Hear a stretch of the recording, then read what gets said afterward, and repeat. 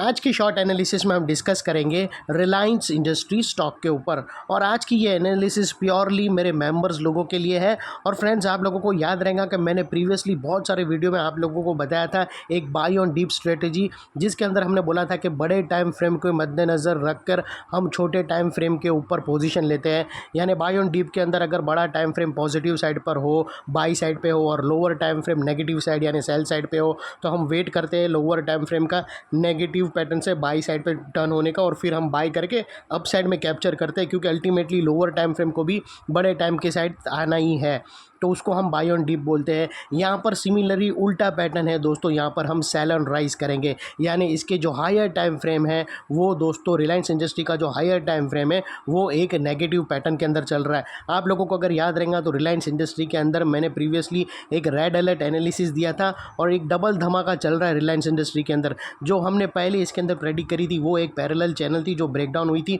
उसके बाद मैंने बोला था कि रिलायंस को अभी भी बाय मत करने ला। रिलायंस का जब रिजल्ट आया था तब मैंने बोला था कि यहाँ पर अभी भी बाय मत करना, यहाँ पर एक negative flag and pole pattern breakdown हुआ है। तो वो डबल धमाका था डाउन साइड में, negative flag and pole pattern. और वही दोस्तों हायर टाइम फ्रेम का अभी भी रिलायंस का जो चार्ट है वो नेगेटिव साइड पर है। और रिलायंस का जो आवरली टाइम फ्रेम अगर आप देखो, डेली टाइम फ्रेम नेगेटिव में और आवरली टाइम फ्रेम पॉजिटिव में है।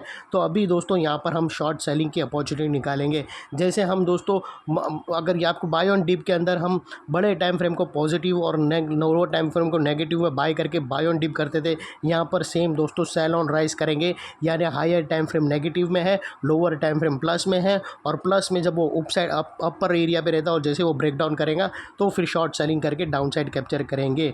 तो ये एनालिसिस आज खास रहेंगी, और ये एक अल्ट्रा शॉर्ट टर्म एनालिसिस रहेंगी। शॉर्ट सेलिंग के अंदर क्विकली पोजीशन बनाकर प्रॉफिट लेकर बाहर निकलना होता है, इसीलिए मोस्टली इसके अंदर लोअर टाइम फ्रेम में काम होगा।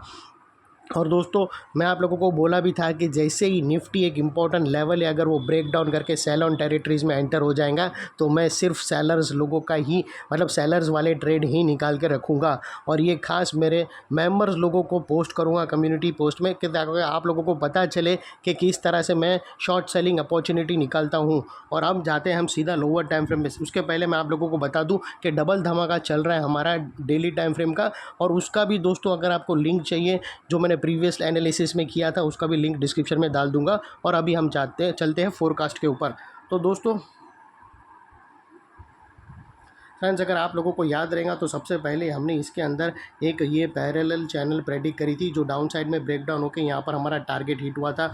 और उसके बाद दोस्तों यहाँ पर मैंने आप लोगों को बताया था कि फिर inverted flag and pole pattern, exactly Reliance के रिजल्ट के बाद भी गिरावट चालू थी, और आप लोगों को बोला था कि यहाँ पर inverted flag and pole pattern break down हुआ है और ये उसके डाउन साइड में टारगेट है। तो ऑलरेडी हाफ टारगेट के पास है, और यहाँ से हमें ये पता चलता है कि ये जो दो बड़ी नेगेटिव पैटर्न चल रही है रिलायंस इंडस्ट्री के अंदर, यानी ये पैटर्न नंबर 1 पैरेलल चैनल और ये pattern number 2 inverted flag and pole pattern, ये दोनों पैटर्न नेगेटिव के साइड है। और इसके मद्देनज़र रखकर हम लोअर टाइम फ्रेम में शॉर्ट करेंगे, शॉर्ट ले सकते हैं। इसमें कोई भी हमारी बाय सेल होल्ड रिकमेंडेशन नहीं है, ये प्योरली एजुकेशन के पर्पज़ से आप लोगों से शेयर कर रहा हूँ। कोई भी पोजीशन लेने से पहले अपने फाइनेंशियल एडवाइज़र को ज़रूर रखना, और risk to reward ratio manage करके ही पोजीशन लेना। अगर शॉर्ट सेलिंग नहीं आती है तो अवॉइड करना आप ये ट्रेड लेने से। तो दोस्तों यहाँ पर अभी हम जाते हैं सीधा, ये हमने देख लिया, यानी हमारा जो मेन मकसद यहाँ पर देखना था वो डेली टाइम फ्रेम का नेगेटिव पैटर्न अभी भी बरकरार है। तो वही चीज़ को हम लेकर आगे चल रहे हैं आवरली टाइम फ्रेम में, तो आवरली या 30 मिनट टाइम फ्रेम में, यानी इंट्राडे टाइम फ्रेम में। और दोस्तों ये पोजीशन शॉर्ट टर्म एनालिसिस है, अल्ट्रा शॉर्ट टर्म एनालिसिस है। ये पोजीशन का जो होल्डिंग पीरियड है वो मैक्स टू मैक्स इंट्राडे या 2 से 3 दिन का स्विंग पोजीशन ही रहेगा। तो हम जाते हैं सीधा दोस्तों 30 मिनट के टाइम फ्रेम के अंदर। और दोस्तों यहाँ पर अगर आप देखो तो यहाँ पर टेम्पररी एक बाउंस आया था, और दोस्तों आप लोग देख सकते हो कि ये वो एरिया था जहाँ से ये स्टॉक, ये इंडेक्स, ये चार्ट के स्टॉक के अंदर यहाँ पर लोअर टाइम फ्रेम में 30 आवर्स के टाइम फ्रेम में 30 मिनट्स के टाइम के अंदर यहाँ पर एक बाउंस आया था। और यहाँ पर अगर आप देखो तो जब तक यहाँ पर ये बाउंस था इसके अंदर हायर हाइज बनते गए। और दोस्तों यहाँ पर अगर आप देखो तो फर्स्ट हायर हाइज यहाँ रजिस्टर हुआ, second higher highs, third higher highs, और ये फोर्थ हायर हाइज। और जैसे ही दोस्तों ये upper sloping parallel channel down side में ब्रेकडाउन हुई, इसने वापस नीचे की तरफ टल लिया, मतलब सस्टेन नहीं कर पाया, और क्लोजिंग बेसिस पे वापस इसने लोअर स्टैक मतलब हायर हाइस था वो लोअर लोज पे शिफ्ट होके लोअर लोज को स्टैक करके उसके नीचे क्लोजिंग दे दिया, जो हमें कंफर्म करता है कि ये जो वापस एक एक जान आई थी इसके अंदर वो वापस अभी ऑक्सीजन में चला गया, मतलब आईसीयू में चला गया। थोड़ा सा जागा था, बूस्ट मिला था, लेकिन सेलर्स लोग ने वापस उसको लिटा दिया। अभी दोस्तों यहाँ पर दो बड़ी नेगेटिव चीज़ मिल गई। पहले तो अपसाइड बाउंस आया था जिसके वजह से एक upward sloping parallel channel support के तौर पर खड़ी थी, उसको ब्रेक डाउन कर दिया, जिसके वजह से जो छोटा सा बाउंस आया था, हल्की सी रैली आई थी, वो फिजल आउट हो गई। और सेकेंडली इसके अंदर जो हायर राइज बने थे लोअर टाइम फ्रेम के वो शिफ्ट हो गए लोअर लोज में, जो हमें कंफर्म करता है कि 30 मिनट का चार्ट फिर से नेगेटिव हो गया और इसी का फ़ायदा उठाकर हम डाउन साइड में शॉर्ट सेलिंग इनिशिएट कर सकते हैं। अभी दोस्तों बात कर लेते हैं फिर नेगेटिव डाइवर्शन का। तो दोस्तों यहाँ पर अगर मैं आप लोगों को MACD डालकर बताऊँ तो क्लियरली नेगेटिव डाइवर्शन विटनेस होता है। फ्रेंड्स अगर आप देखो तो यहाँ पर हमें हायर हाइस तो मिले, अगर प्राइस एक्शन के जो अगर आप देखो तो यहाँ पर हमें क्लियरली दोस्तों हायर हाइस मिला प्राइस लोअर टाइम फ्रेम में, लेकिन दोस्तों MACD ने मिस आउट कर दिया हायर हाइस और यहाँ से हमें ब्रेकडाउन मिल गया, जो एक डाउनसाइड मोमेंटम पंप कर सकता है। और यही वो एरिया है दोस्तों जहाँ पर हमें पहचानना चाहिए कि ये जो रैली थी वो फेक रैली थी और अल्टीमेटली वो फिजल आउट हो गई। और दोस्तों यहाँ पर अगर बात कर लेते हैं चार्ट पैटर्न की, जिसके बारे में हम इसको ध्यान से अपने दिमाग में रखेंगे और उसके अकॉर्डिंग हम पोजीशन लेंगे। दोस्तों अगर आप देखो तो यहाँ पर हमें क्लियरली एक राउंडिंग टॉप जैसा क्लियरली विटनेस होता है।